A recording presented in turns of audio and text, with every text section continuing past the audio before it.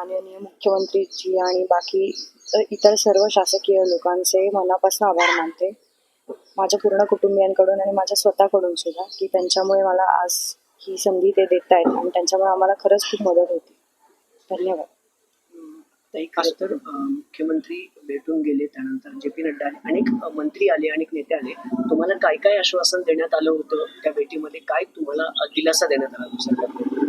त्यांनी सर्वांनीच आम्हाला सांगितलं की ते सर्व आमच्या सोबत आहेत, आमच्या परिवारासोबत आहेत आणि प्रत्येकजण मदत करेल आणि प्रत्येक जणांकडनं हेच मिळालं होतं की तुमच्या शासकीय नोकरीसाठी आम्ही प्रयत्न करू.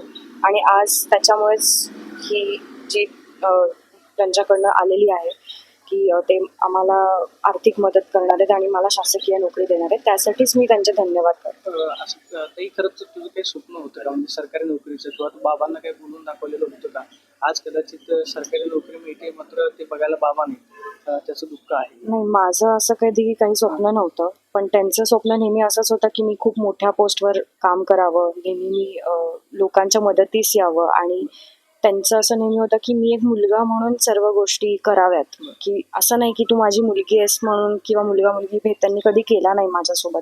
त्यांनी मला नेहमी एका मुलासारखंच की तूच माझी मुलगी आणि तूच माझा मुलगा आहेस.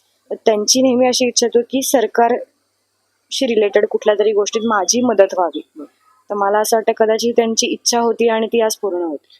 डी.वाय. पाटील या संस्थेमध्ये कदाचित ताई तुला नोकरी मिळेल.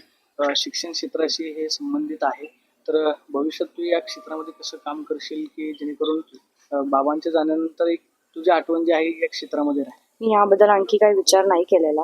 अजून आमच्या घरात पूर्ण माझ्या वडिलांचे विधी झालेले नाही आहेत आणि आम्हाला त्यासाठी टाइम हवा आहे, कारण खूप जास्त सारखं मीडिया आणि लोकांशी बोलून आम्हाला एक म्हणजे घरातल्या घरात लोकांशी बोलायला वेळ मिळत नाही आणि विचारही केलेला नाहीये. तर त्याबाबतीत मी अजून तरी काही निर्णय दिलेला नाही. ताई, अजून काही मदतीची अपेक्षा आहे तुला सरकारकडून? मला एक तुम्हाला सांगायचंय की त्यांनी तिला असं पोस्ट द्यावं की जेणेकरून तिला लोकांची मदत सुद्धा करता येईल. जसं की तिनं त्या पहलगाम मधून आम्हाला दोघी स्त्रियांना कसा थरार करून घरी तिच्या बाबा आणि काकांसकट घेऊन आली आहे. त्यांना घेऊन इथे ती आम्हाला पोहोचली आहे. तर अशीच भविष्यात पण तिला अशी पोच द्यावी की तिला लोकांची मदत करता येईल. ताई, एक शेवटचा प्रश्न आहे की अशा घटना परत होऊ नये म्हणून तुम्ही सरकारला काय आवाहन करताय? खरं तर कुठल्याही घरामधली एखादी व्यक्ती जाणं म्हणजे त्या कुटुंबाचं नुकसान असतं, ते मदतीनंतर सुद्धा भरून येत नाही. म्हणजे किती मदत केली तरी घरातला व्यक्ती परत येणार नाही याची कल्पना असते.